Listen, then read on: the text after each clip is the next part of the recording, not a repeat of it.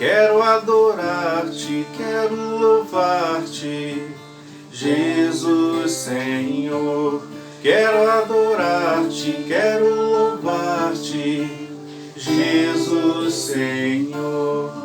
Em nossa fraqueza, força é o Santo Espírito guia aos fiéis. Quero adorar-te, quero louvar-te, Jesus Senhor. Quero adorar-te, quero louvar-te, Jesus Senhor. Confiamos em Cristo, Príncipe da paz, amor, alegria e apoio nos traz. Quero adorar-te, quero louvar-te, Jesus Senhor. Quero adorar-te, quero louvar-te, Jesus Senhor. A sua palavra é o nosso prazer, e na caminhada vou sempre aprender. Quero adorar-te, quero louvar-te, Jesus Senhor. Quero adorar-te, quero louvar-te, Jesus Senhor.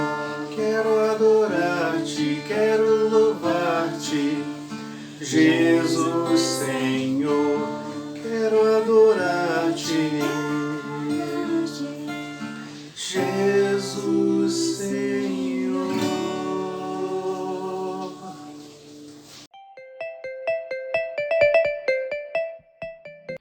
Bom dia. Bom dia. Sejam todos bem-vindos. Eu me chamo Gustavo e essa é minha querida esposa Ana Cristina. Oi, queridos. Eu queria ler um salmo, Salmo 84, que diz assim: Como eu amo o teu templo, ó Senhor Todo-Poderoso. Como eu gostaria de estar ali. Tenho saudade dos pátios do templo de Deus, o Senhor. Com todo o meu ser, canto com alegria ao Deus vivo. Ó Senhor Todo-Poderoso, meu Rei e meu Deus, perto dos teus altares os pardais constroem o seu ninho e as andorinhas fazem a sua casa, onde cuidam dos seus filhotes. Felizes são os que moram na tua casa, sempre cantando louvores a ti. Assim como era uma alegria para o salmista, para nós também é uma alegria, é um regozijo a gente poder estar na presença do Deus Eterno, cantando louvores no pátio. E por isso eu queria te convidar a estar conosco nesse momento, louvando, orando e aprendendo de Deus essas preciosas lições que nós vamos ver daqui a pouquinho. Amém. E eu queria pedir a Ana para fazer uma oração para nós. Amém. Querido Deus eterno, Pai santo, amado, tão bom poder falar com o Senhor, Pai. Amém.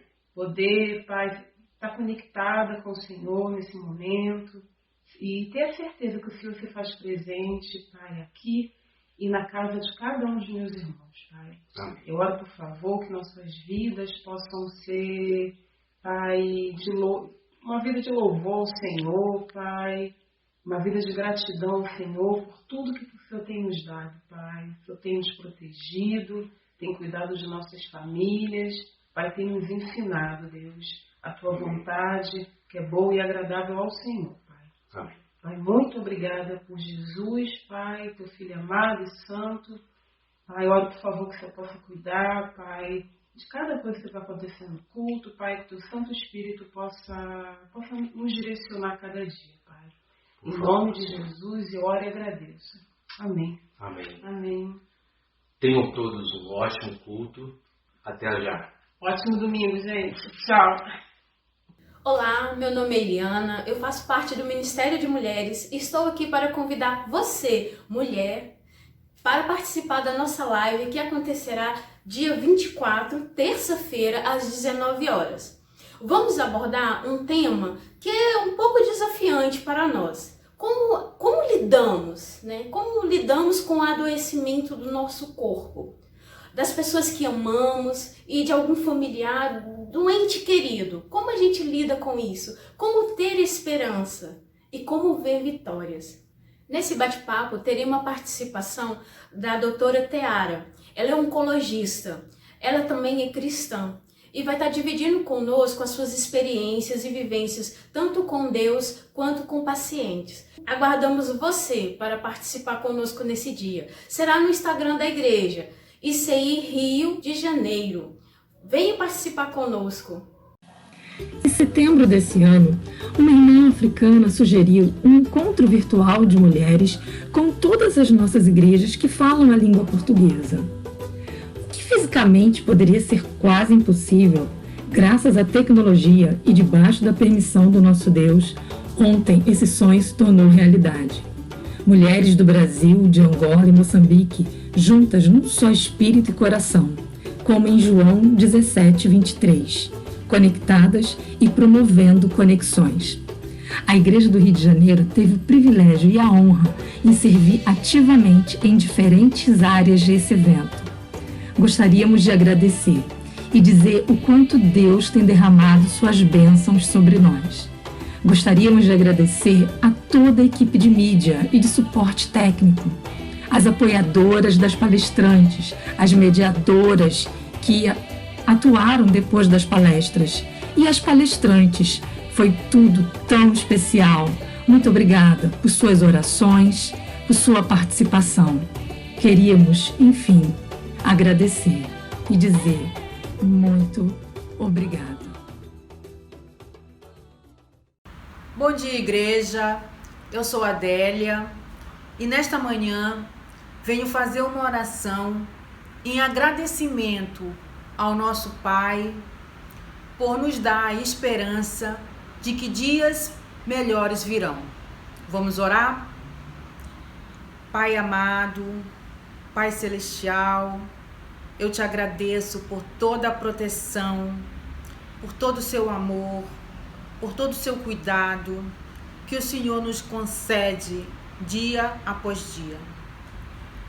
Senhor, venho te agradecer pela saúde de nossos irmãos, da nossa igreja, da nossa comunidade, do nosso estado, do nosso país e também, Senhor, ao mundo todo, porque o mundo todo neste momento sofre, neste momento clama por Ti e pede misericórdia e pede proteção.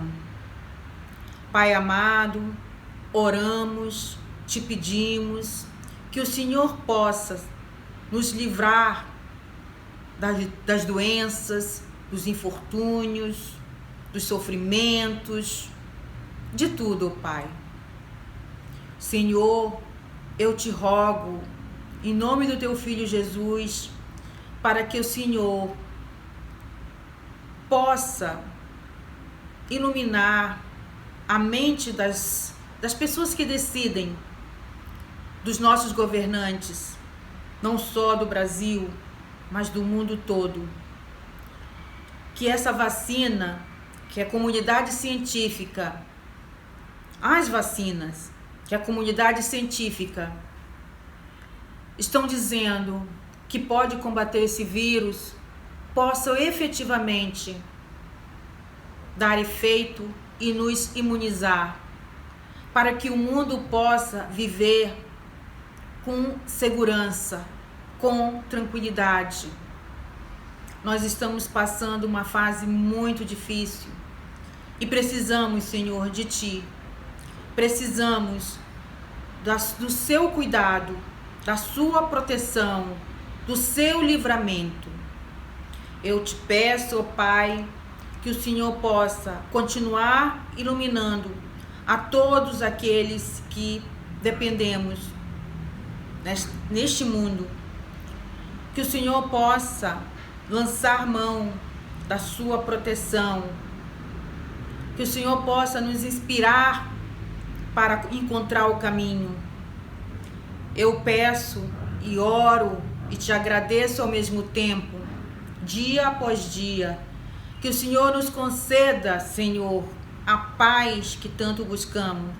Que o Senhor possa nos dar a saúde física, a saúde mental, a saúde espiritual, a saúde financeira, para que nós possamos viver, Senhor, até o dia que formos chamados, para prestar contas desse presente que o Senhor nos deu.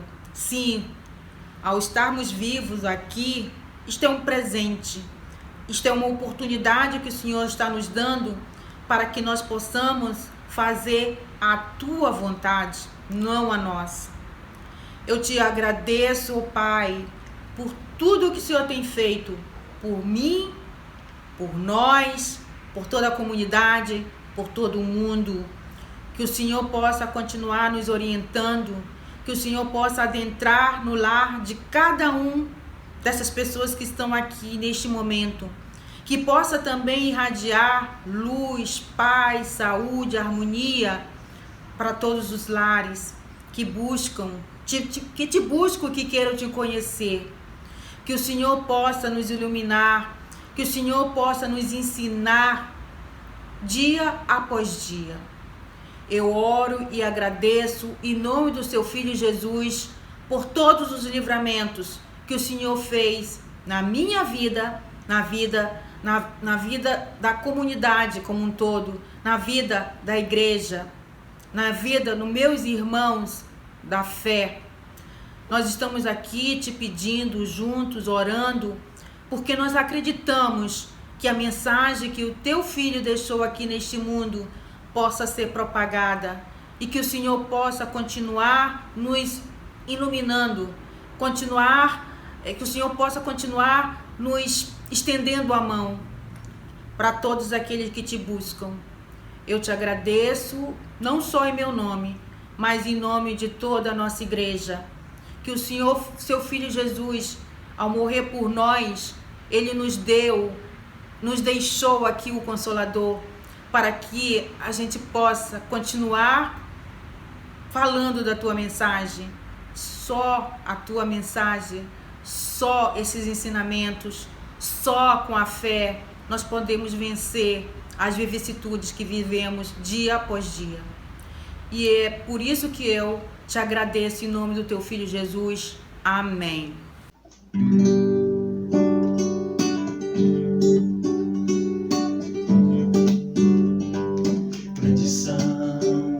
Tuas obras, Senhor Todo-Poderoso, justos e verdadeiros são os teus caminhos. Grandes são as tuas obras, Senhor Todo-Poderoso, justos e verdadeiros são os teus caminhos.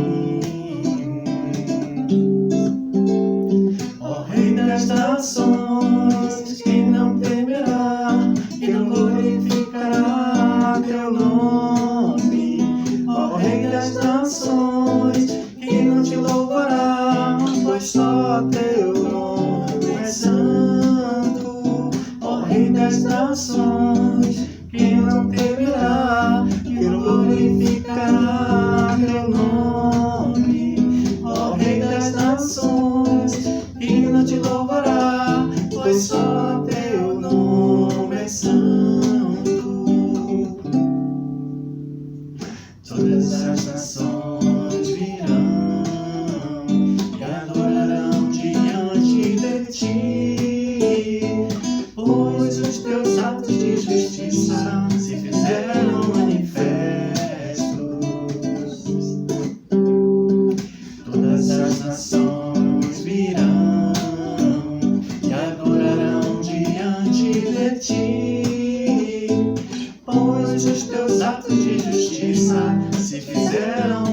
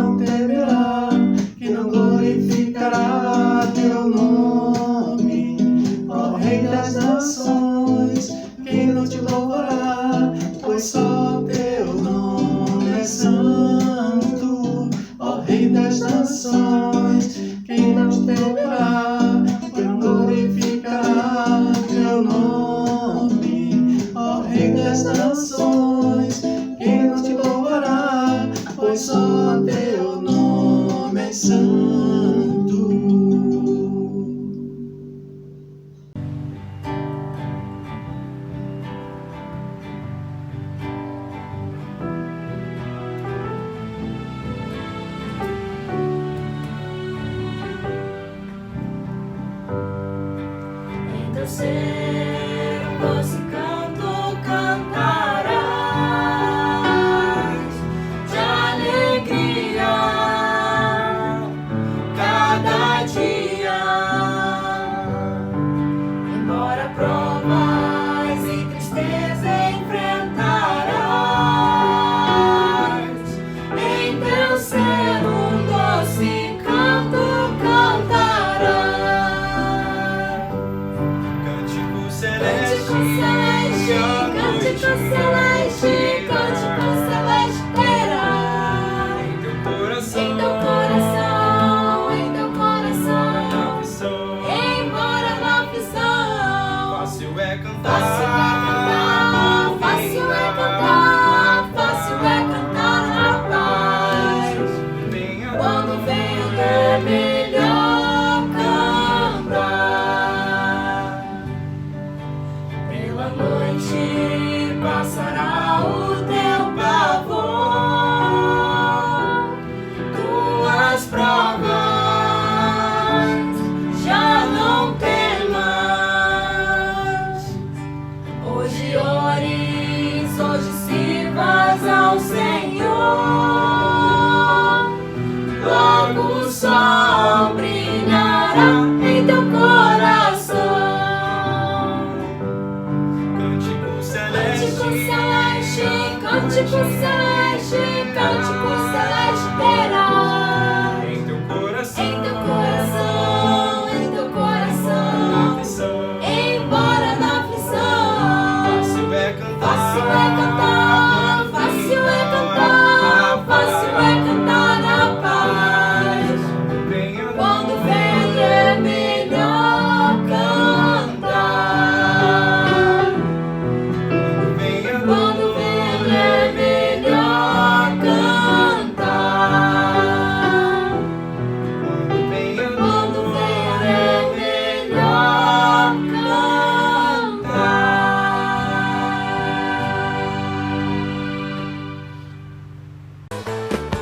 No presente a mente, o corpo é diferente. E o passado é uma roupa que não nos serve mais. Você não sente, não vê, mas eu não posso deixar de dizer, meu amigo, que uma nova mudança em breve vai acontecer. Porque ao momento era novo, jovem, hoje é antigo, e precisamos todos rejuvenescer.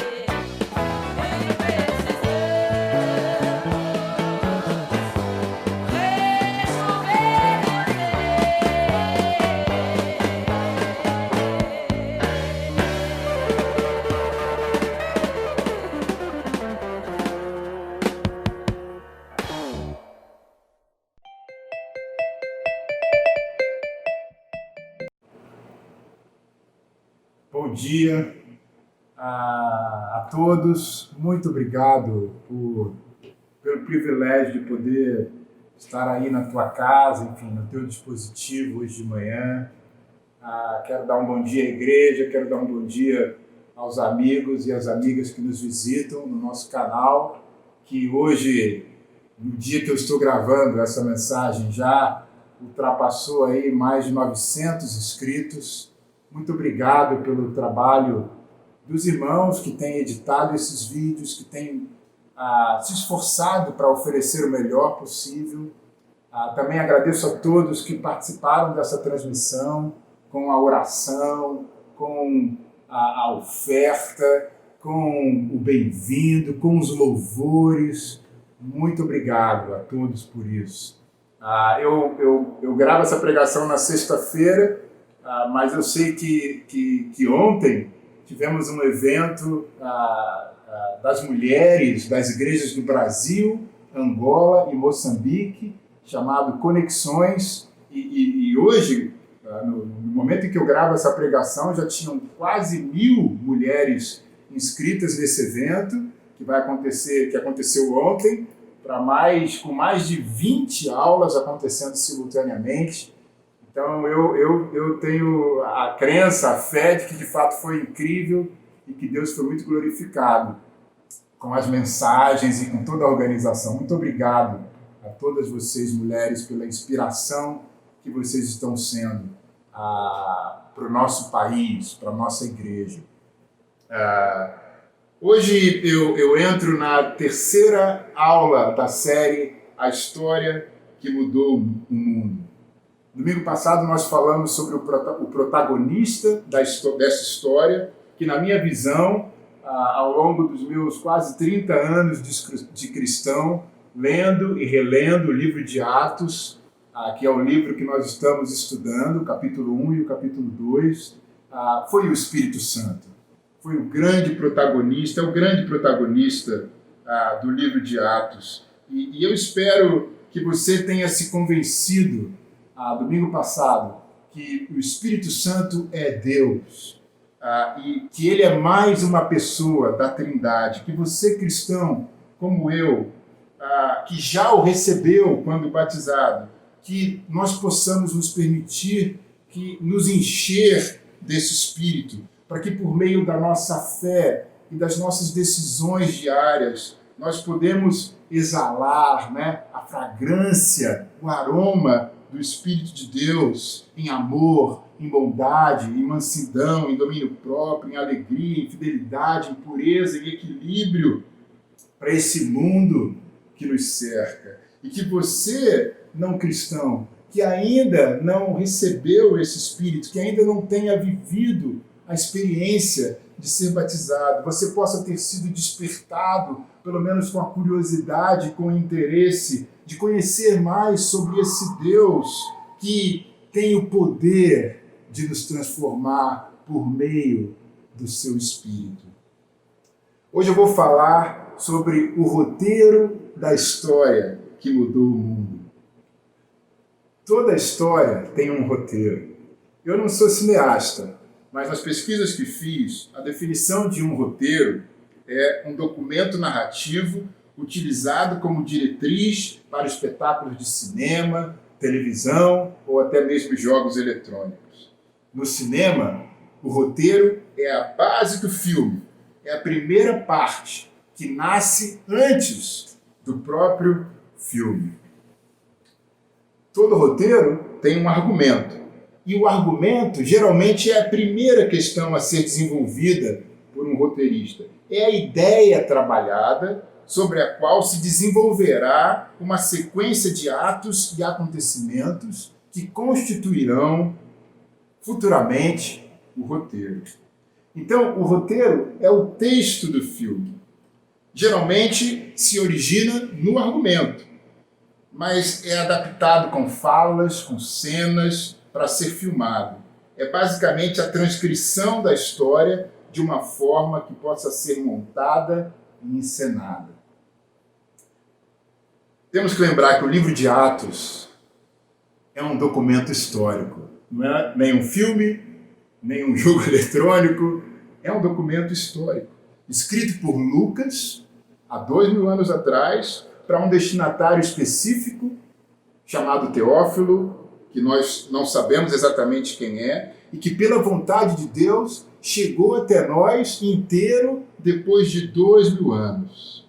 Lucas queria contar para esse Teófilo a história de Jesus e a história da igreja, a história do cristianismo, que nascera em uma província pequenininha na Palestina, que havia percorrido todo o mundo conhecido e chegado até a capital do Império Romano. Já começamos a conhecer o protagonista dessa história, como já falei há pouco. Agora nós vamos entrar um pouco no roteiro dessa história, nos detalhes dessa história, e conhecer elementos e personagens importantes para todo o enredo dessa trama deixada para nós pelo evangelista Lucas sobre a mensagem da história que mudou o mundo em Atos, capítulo 2. Vamos ler juntos do versículo 1 até o versículo 40. Chegando o dia de Pentecostes, estavam todos reunidos num só lugar. De repente veio do céu um som como de um vento muito forte e encheu toda a casa na qual estavam assentados. E viram o que parecia línguas de fogo, que se separaram e pousaram sobre cada um deles. Todos ficaram cheios do Espírito Santo e começaram a falar noutras línguas conforme o Espírito os capacitava. Havia em Jerusalém judeus devotos vindos de todas as nações do mundo. Ouvindo-se o som, ajuntou-se uma multidão que ficou perplexa, pois cada um os ouvia falar em sua própria língua. Atônitos e maravilhados, eles perguntavam: acaso não são galileus todos esses homens que estão falando? Então, como os ouvimos, cada um de nós, em nossa própria língua materna? Partos, medos e elamitas, habitantes da Mesopotâmia, Judéia e Capadócia, do Ponto e da província da Ásia, Frígia e Panfilha, Egito e das partes da Líbia próximas a Cirene, visitantes vindos de Roma, tanto judeus como convertidos ao judaísmo, cretenses e árabes, nós os ouvimos declarar as maravilhas de Deus em nossa própria língua. Atônitos e perplexos, todos perguntavam uns aos outros: que significa isto? Alguns, todavia, zombavam deles e diziam: eles beberam vinho demais. Então Pedro levantou-se com os 11 e em alta voz dirigiu-se à multidão: homens da Judéia e todos os que vivem em Jerusalém, deixem-me explicar isto. Ouçam com atenção. Estes homens não estão bêbados como vocês supõem. Ainda são 9 horas da manhã.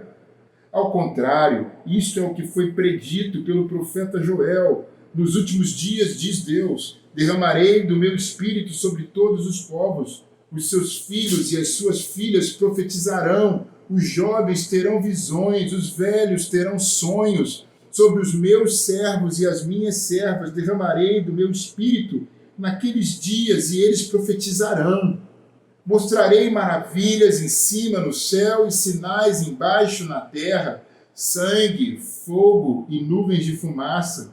O sol se tornará em trevas e a lua em sangue, antes que venha o grande e glorioso dia do Senhor. E todo aquele que invocar o nome do Senhor será salvo. Israelitas, ouçam estas palavras. Jesus de Nazaré foi aprovado por Deus diante de vocês por meio de milagres, maravilhas e sinais que Deus fez entre vocês por intermédio dele, como vocês mesmos sabem. Este homem lhes foi entregue por propósito determinado e pré-conhecimento de Deus, e vocês, com a ajuda de homens perversos, o mataram, pregando-o na cruz. Mas Deus o ressuscitou dos mortos, rompendo os laços da morte, porque era impossível que a morte o retivesse. A respeito dele, disse Davi: eu sempre vi o Senhor diante de mim, porque ele está à minha direita, não serei abalado. Por isso meu coração está alegre e a minha língua exulta, o meu corpo também repousará em esperança, porque tu não me abandonarás no sepulcro, nem permitirás que o teu santo sofra decomposição. Tu me fizeste conhecer os caminhos da vida e me encherás de alegria na tua presença. Irmãos, posso dizer-lhes com franqueza que o patriarca Davi morreu e foi sepultado, e o seu túmulo está entre nós até o dia de hoje. Mas ele era profeta e sabia que Deus lhe prometera sob juramento que colocaria um dos seus descendentes em seu trono.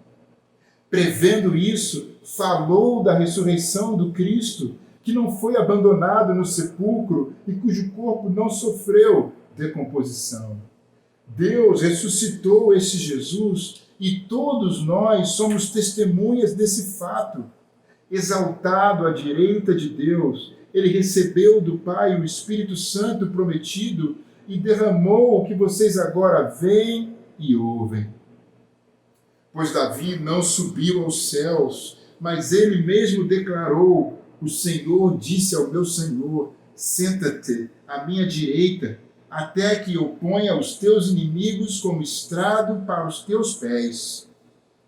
Portanto, que todo Israel fique certo disso: este Jesus, a quem vocês crucificaram, Deus o fez Senhor e Cristo.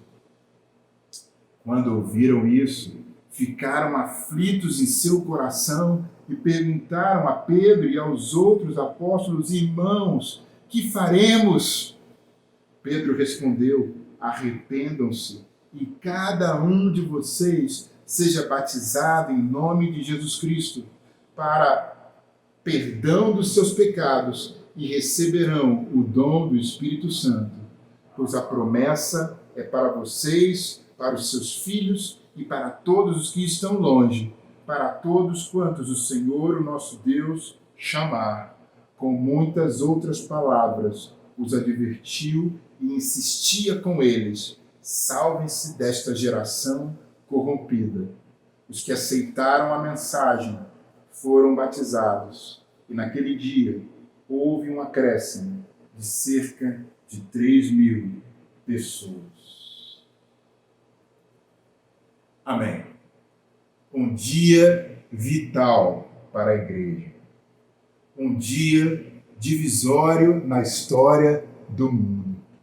O primeiro sermão da história da igreja. A mensagem da história que mudou o mundo. Sabe, hoje eu quero falar de fatos e associar esses fatos a experiências cristãs. Sabe, algumas pessoas que não acreditam em Deus afirmam que as nossas mentes, elas podem produzir coisas e que Deus e sua existência também é um produto e uma projeção dos nossos sentimentos e sensações. Se olharmos na história, de fato, as civilizações primitivas atribuíam a tudo aquilo que não entendiam a um Deus. Os nossos índios, aqueles que vieram antes de nós aqui no Brasil, eles criam em Tupã, que era o criador da vida, criam em Jaci, que era filha de Tupã e era a deusa da noite, criam em Guaraci, que era o marido de Tupã, que era o deus do sol, criam em Caramuru, que era o deus que ordenava as ondas e revoltas dos oceanos, criam em Sumé, que era o deus das leis, em Seuci, que era a deusa das moradias e das lavouras. Então, os indígenas, eles eram politeístas, como muitas civilizações do Oriente Antigo também eram politeístas. Aí os judeus vieram com algo diferente. Vieram com a crença em um só Deus, o monoteísmo. Mas ainda assim, as pessoas que não acreditam em Deus afirmam que o cristianismo é uma forma melhorada, vamos dizer assim, do judaísmo. Para aqueles que não acreditam em Deus, falarmos apenas das nossas experiências cristãs não é o suficiente, pois as nossas experiências pessoais, elas podem ter explicações em alguma circunstância do nosso passado. Eu me recordo que quando eu me tornei cristão, aos 19 anos de idade, quando eu comecei a frequentar uma igreja, eu ouvi de alguns amigos, de algumas pessoas: não, eu entendo por que você está procurando uma igreja. Seus pais se separaram e talvez isso esteja sendo muito difícil para você lidar com isso. Então é considerável e compreensível que você busque por Deus. E, de fato, eu não procurei Deus por nada disso.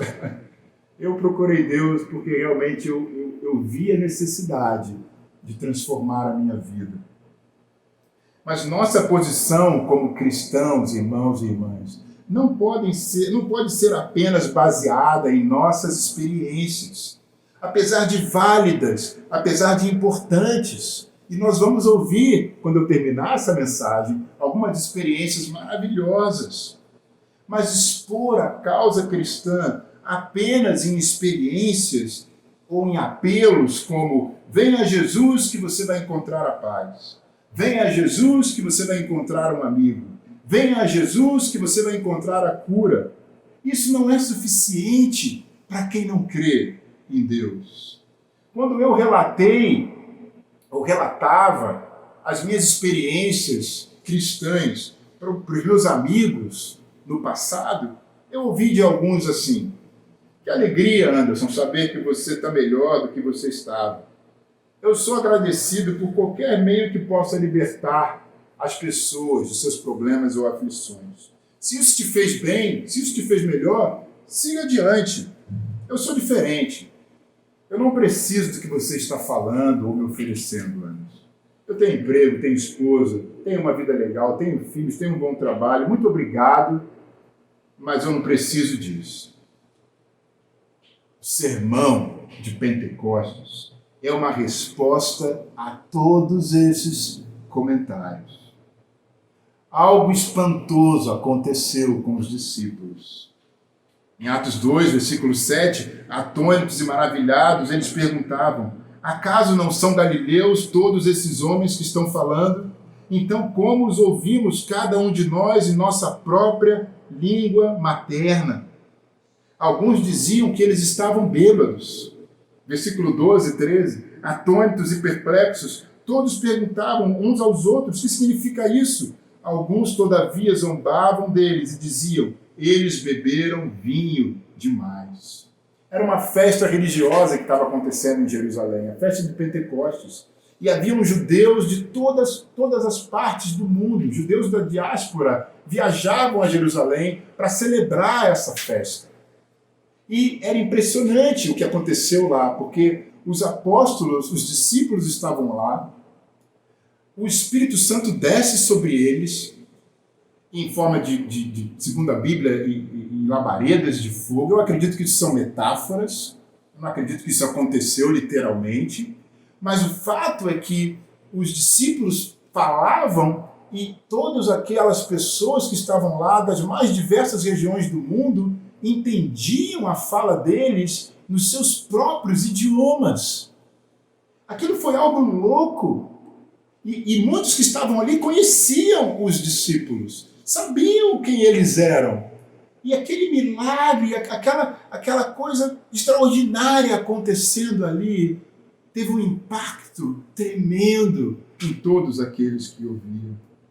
Mas Pedro, quando ele começa a falar, ele não fala: olha, isso que está acontecendo é maravilhoso e vocês podem ter a mesma coisa. Ele não fala isso. Ele fala: ouçam com atenção. Ele cita 2 profetas e começa a explicar as Escrituras.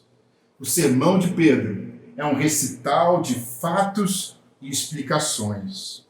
Pedro indicou fatos bem objetivos e depois os desenvolveu baseado no seu argumento. O que significa isso? Eles perguntaram a Pedro. Pedro respondeu: isso só pode ser explicado através da pessoa de Jesus de Nazaré. Jesus de Nazaré é a única explicação. Se quiserem entender o que aconteceu conosco aqui, esse fenômeno espantoso, terão que olhar para Jesus de Nazaré. Pedro falou para eles sobre o nascimento de Jesus, sobre o reino e especialmente sobre a morte, o sepultamento, a ressurreição e a ascensão de Jesus que vimos no domingo passado. Os acontecimentos aqui em Pentecostes só aconteceram, só se deram devido a isso. Pedro afirmou que Jesus era o Filho unigênito de Deus e que a sua ressurreição foi a prova desse fato. Em seguida, ele cita um salmo de Davi, que Davi havia predito e profetizado esse evento.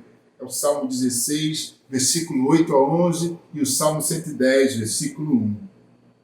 No versículo 29 do capítulo 2, ele fala: irmãos, Posso dizer-lhes com franqueza que o patriarca Davi morreu e foi sepultado, e o seu túmulo está entre nós até o dia de hoje. Mas ele era profeta e sabia que Deus lhe prometera, sob juramento, que colocaria um dos seus descendentes em seu trono. Prevendo isso, falou da ressurreição do Cristo, que não foi abandonado no seu sepulcro e cujo corpo não sofreu decomposição. Deus ressuscitou este Jesus, e todos nós somos testemunhas desse fato.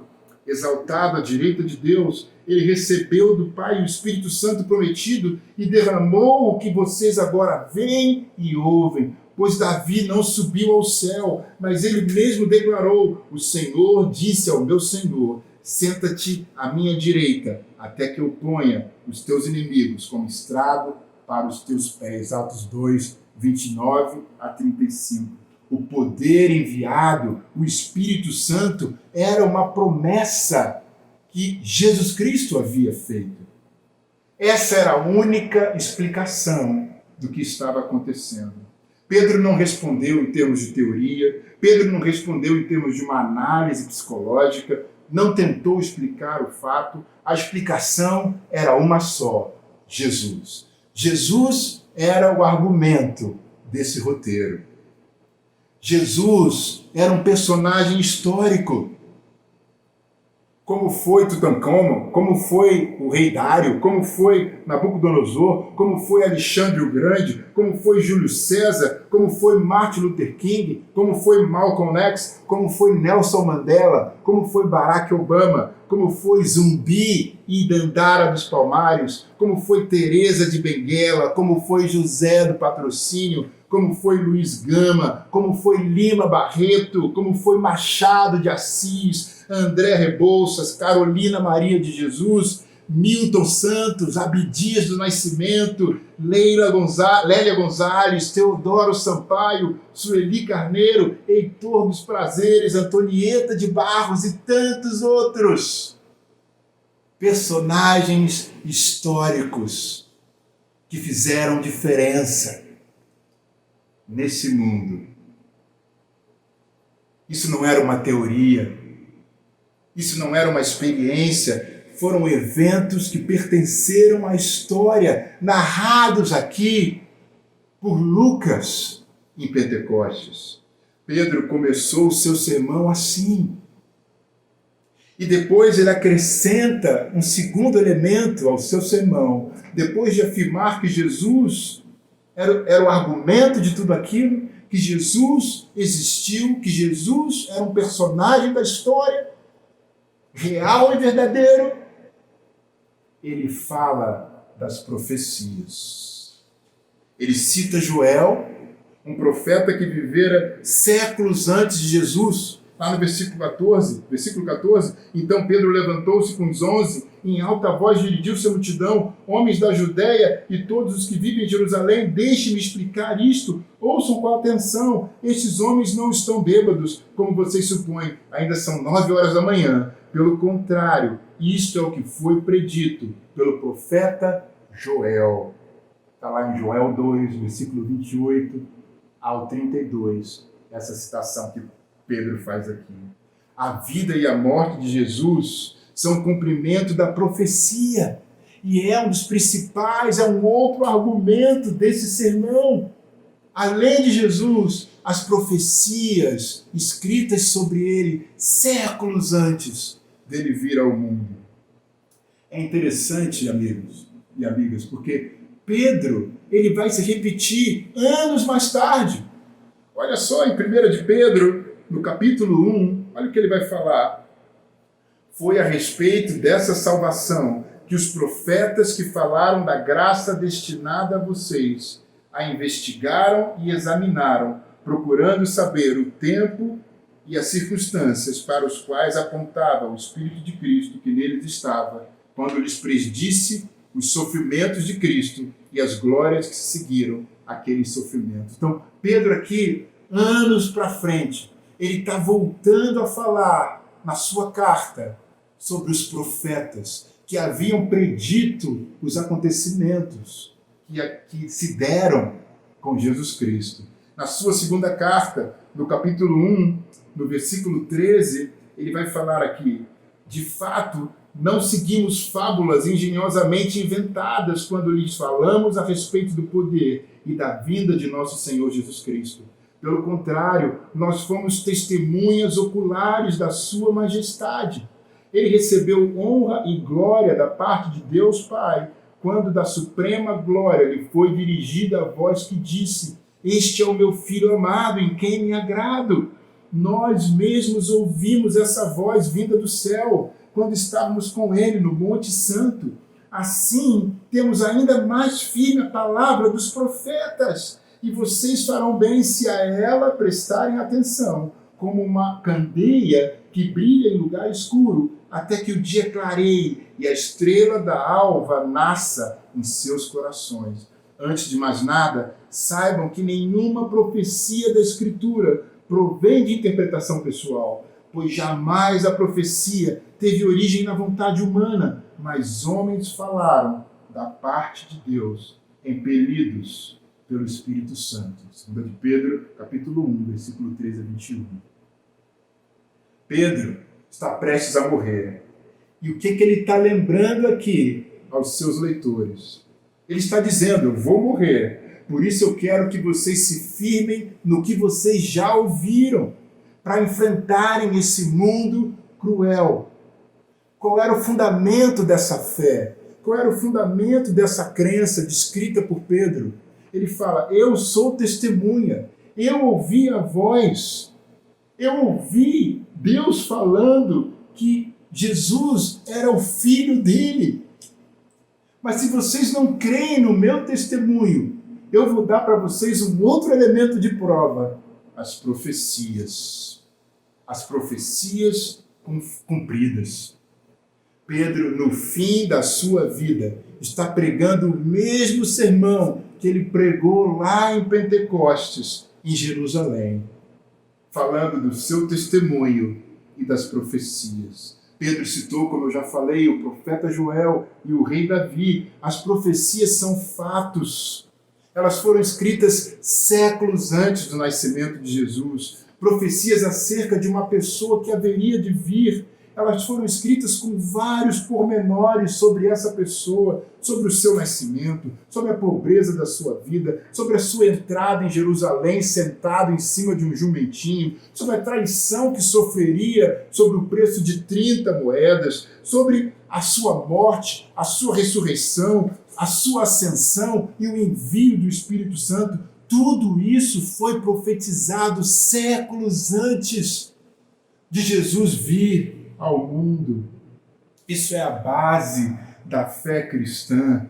Isso é mais do que experiências. Esse sermão em Pentecostes coloca fatos sustentados pelas profecias.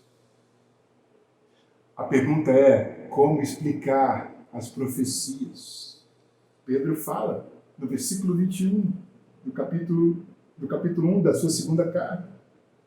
Antes de mais nada, saibam que nenhuma profecia da Escritura provém de interpretação pessoal, pois jamais a profecia teve origem na vontade humana, mas homens falaram da parte de Deus, impelidos pelo Espírito Santo.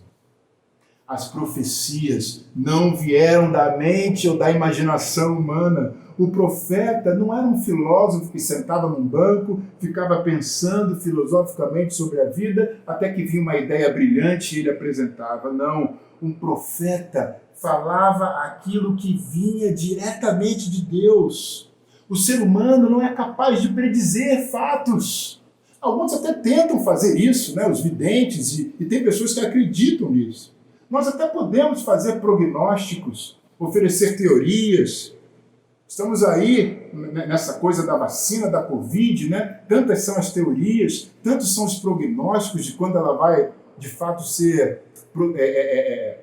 existir, né? E ser aplicada na humanidade. Estamos aí no meio das eleições, são tantos os prognósticos dos vencedores. Mas o fato é que esses profetas, eles estavam certos e certos em detalhes. E não foi só um detalhe, não foi só um pormenor, foram dezenas de detalhes, dezenas de pormenores que eles acertaram a respeito de Jesus. Essa é a única explicação. Deus estava por trás de tudo, revelando tudo. As profecias não vieram da vontade humana, mas os homens eram inspirados por Deus quando escreviam as Escrituras. A Bíblia não é um livro escrito por homens, sim, mas por homens inspirados por Deus. O que está na Bíblia não veio da mente humana, não veio das ideias humanas. Foi o próprio Espírito de Deus que usou as mãos desses homens para escrever ali a sua vontade.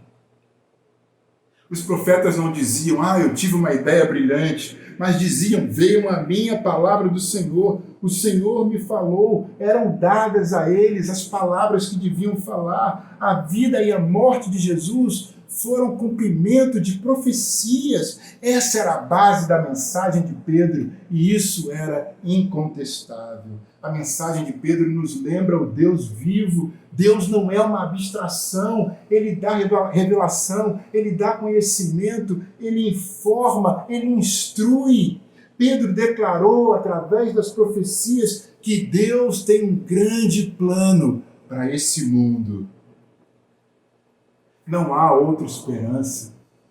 Todos os grandes líderes e homens perecem, por maiores que sejam, por maiores que tenham sido suas contribuições, um dia eles vão perecer. Nós brasileiros sabemos muito bem o que é perder a esperança em nossos líderes. A história nos diz que surgem grandes homens que dão um impulso à raça humana, resolvem algumas coisas, mas morrem e nos deixam num mundo cruel de dor e de desgraça. Deus tem um plano e um propósito. Tudo o que aconteceu com Cristo aconteceu com o pré-conhecimento de Deus. A morte de Cristo não foi um acidente, era parte do plano e do propósito de Deus. Sabe, amigos e amigas, eu posso ter essa fé. Apesar do meu nome não estar na Bíblia, apesar da circunstância que eu estou vivendo talvez não está exatamente na Bíblia, eu posso ter essa fé. Apesar de saber que eu tenho o arbítrio e a liberdade de fazer as minhas escolhas e tomar as minhas decisões, eu posso ter essa fé de que Deus tem um plano maior que tudo na minha vida. Mas com que propósito? Curar minha doença? Concretizar os meus sonhos ou os meus planos? Me dar aquele homem ou aquela mulher que eu desejo? Ou aquele trabalho? Não. Qual é o objetivo desse plano? Salvar. Salvar. Atos 2, versículo 21, e todo aquele que invocar o nome do Senhor será salvo. Marcos 10, 45, pois nem mesmo o Filho do Homem veio para ser servido, mas para servir e dar a sua vida em resgate por muitos. O propósito do plano de Deus, pré-conhecido da vida, da morte, da ressurreição e da ascensão de Cristo, o objetivo de tudo isso, o objetivo do que está acontecendo aqui em Pentecostes é salvar. Salvar do quê? Salvar do câncer? Salvar do Covid? Não! Salvar da miséria eterna, espiritual, que cada ser humano tem herdado por causa da sua rebeldia contra Deus. Nos salvar para experimentarmos uma vida nova, completa, e que nos levará à glória eterna.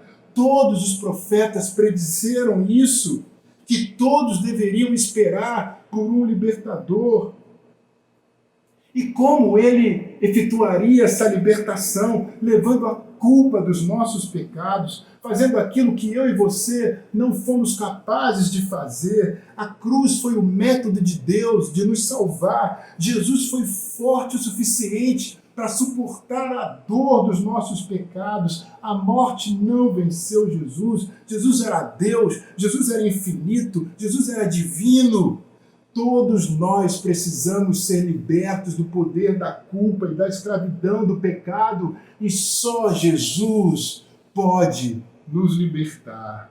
Ninguém pode deter o plano. O martelar dos pregos foi a execução do plano de Deus. A maldade humana não pôde frustrar os planos de Deus. Deus triunfou sobre todos, sobre os inimigos, sobre o diabo, sobre o inferno, sobre a morte. Talvez eu sei que a sua vida, amigo e amiga, seja uma vida maravilhosa. Mas ficar face a face com Deus é algo sério. O que você tem a dizer a respeito de tudo isso? Como você explica isso? Por que isso aconteceu? Por que ele foi enviado? Por que esse foi o plano? Nós vivemos nesse mundo, e isso aconteceu nesse mundo. E isso tem a ver conosco, sim, nos dias de hoje. A despeito de todas as diferenças que nós podemos ter um do outro, todos nós somos pecadores e todos nós carecemos do perdão e da misericórdia de Deus. Hoje é domingo, dia 22, porque Jesus nasceu, morreu e ressuscitou. Não importa o que eu sou, não importa o que eu fui, não importa o meu temperamento, não importa as circunstâncias que me cercam, Jesus é o Filho único de Deus que veio ao mundo. A pergunta que me cabe não é qual é a minha necessidade, mas quem é essa pessoa? Quem é Jesus? Por que escreveram sobre ele? Por que ele foi enviado para morrer? Isso tudo tem a ver comigo. Essas são as questões, essa é a maneira de se encarar essa história. Que homem magnífico, sim, mas o que isso tem a ver comigo? Nós nos relacionamos com a história pessoalmente. Olha aí a Covid, nós estamos vivendo a história. Isso nunca aconteceu na história da humanidade na proporção que está acontecendo. Nós estamos vivendo a história, amigos. As eleições, vamos votar domingo que vem de novo aqui no Rio, nós estamos vivendo a história. Mas aqui, em Pentecostes, foi um fato supremo da história. Maior do que qualquer outro. Por que Jesus Cristo? Por que Belém? Por que o Gólgota? Por que o sepulcro? Por que a ressurreição? Por que a descida do Espírito Santo? Por que a igreja? Por que tudo isso? Você já fez essas perguntas alguma vez na vida? Em Atos 2, versículo 37, quando ouviram isso, os seus corações ficaram aflitos e eles perguntaram a Pedro e aos outros apóstolos: irmãos, que faremos? Pedro respondeu: arrependam-se e cada um de vocês seja batizado em nome de Jesus Cristo, para perdão dos pecados, e receberão o dom do Espírito Santo, pois a promessa é para vocês, para os seus filhos e para todos que estão longe, para todos quantos o Senhor nosso Deus chamar. Com muitas outras palavras os advertia e insistia com eles: salvem-se dessa geração corrompida. Os que aceitaram a mensagem foram batizados. Naquele dia houve um acréscimo de cerca de 3.000 pessoas. Irmãos, o que faremos? Faça uso da história hoje. Faça a pergunta fundamental a si mesmo: o que fazer diante dessa história, dessa mensagem? Quem é esse Jesus Cristo? Eu te garanto que se você fizer essa pergunta com seriedade, você vai descobrir o quanto Jesus tem a ver com você. Quando que se deu o seu encontro com Jesus? Quando que você pode falar que a tua vida de fato se transformou? Qual foi esse momento? Você consegue responder isso? traçando uma linha da sua vida. Qual foi o momento da tua vida, meu amigo, minha amiga, que você encontrou a Deus e que você experimentou uma conversão, uma transformação por meio dessa mensagem? Vamos ter em seguida a oração. São jovens que vão nos falar das suas experiências, daquilo que mais influenciou a vida deles na decisão de seguirem a Jesus. Vamos orar juntos agora, celebrando a Santa Ceia. Muito obrigado. Pai, obrigado por essa manhã. Obrigado por essa mensagem tão maravilhosa. Por essa mensagem que mudou a história da humanidade.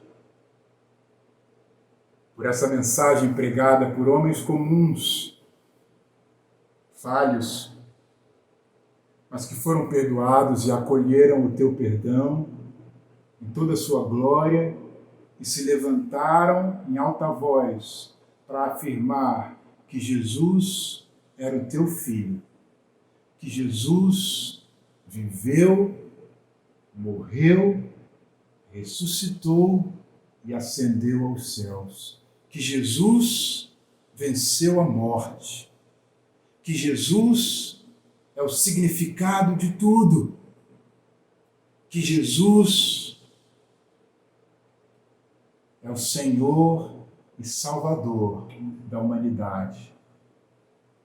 Pai, obrigado porque Jesus é o cumprimento das profecias. Obrigado porque mais do que experiências pessoais, nós temos os fatos, nós temos a história viva e verdadeira em nossas mãos. Te agradecemos por ele, pelo homem que ele foi e pela esperança de uma nova vida que ele nos trouxe. Uma vida em união contigo, uma vida de transformação, uma vida que um dia vai poder experimentar a mesma ressurreição e a glória eterna que ele desfruta hoje ao teu lado. Oramos tudo no nome dele. Amém. Obrigado, que Deus abençoe a todos nós. Tchau.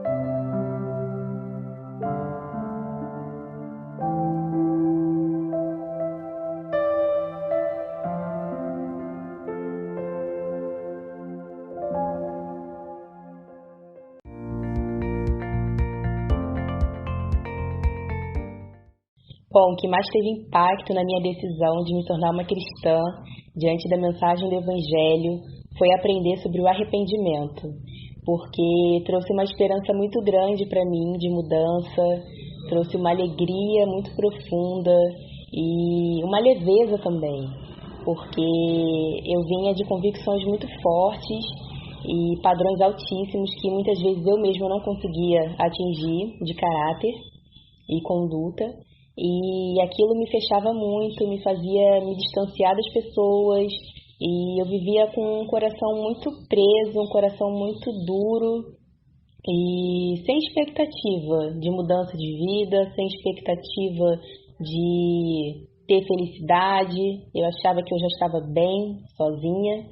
E quando eu aprendi que se eu decidisse me relacionar com Deus, que Ele me aceitaria do jeito que eu era e que o sangue de Jesus me limparia dos meus pecados e me faria uma nova pessoa, foi muito gratificante, foi muito especial, meu coração ficou muito mais leve, eu pude olhar para Deus como um pai e abandonar aquilo que eu levava com tanta convicção, com tanta força, me ajudou a olhar para Jesus e a amar o que Ele tinha feito por mim na cruz.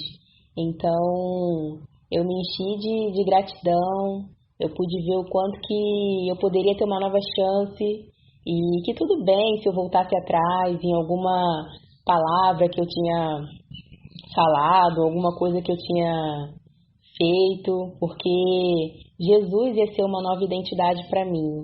Eu não precisava mais me apegar a coisas tão mundanas. Eu poderia sim ser alguém diferente por causa do Evangelho. E isso me trouxe uma paz e alegria muito grande. Para mim, o que foi mais impactante nos estudos, de uma forma geral, foi ver que Deus estava buscando se relacionar comigo. Ele estava se achegando a mim, Ele estava me chamando pelo meu nome, Ele estava indo direto no meu coração, tudo com o intuito de me trazer para o amor dele, me trazer para realmente o que tem valor na minha vida, para o que seria melhor para minha alma, que era me relacionar com ele, né? E que para isso eu não precisava fazer X ou fazer Y, mas o que realmente eu precisava era crer em Jesus, era acreditar nele e segui-lo e dar meu coração por ele.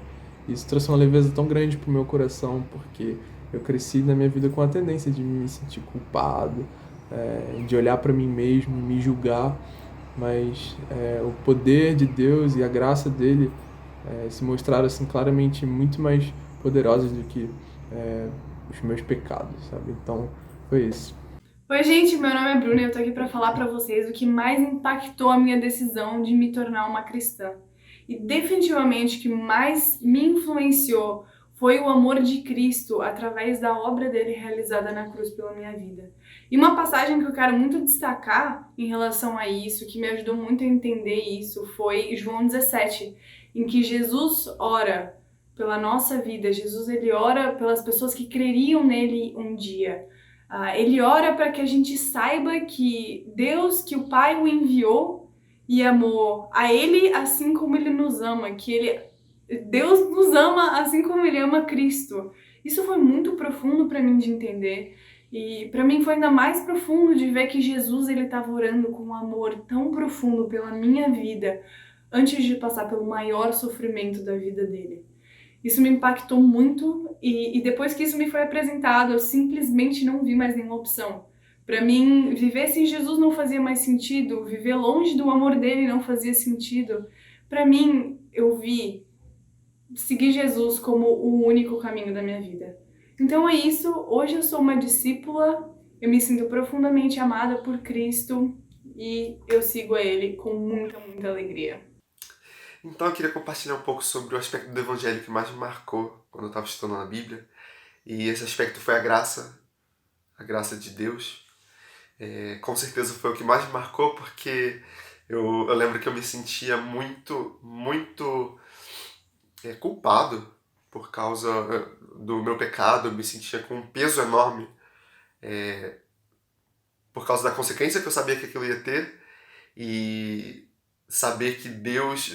Saber não, né? Descobrir que Deus tinha um amor tão grande por mim, a ponto de me perdoar, a ponto de entregar o único filho dele, para que eu pudesse viver sem aquele pecado, né? Com perdão. Foi, acho que melhor, mais do que eu conseguia até acreditar, sabe? Receber. E é semente infinita. Então isso foi o que me trouxe muito impulso, me ajudou muito a reconhecer meus pecados e me arrepender deles, porque eu tinha o amor ali na minha frente, e ele perguntou para mim se eu queria